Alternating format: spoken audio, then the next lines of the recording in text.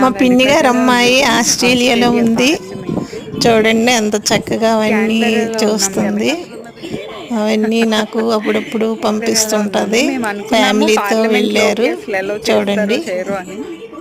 కానీ మాకు పార్లమెంట్ లోపలికి ఎలౌ చేశారు.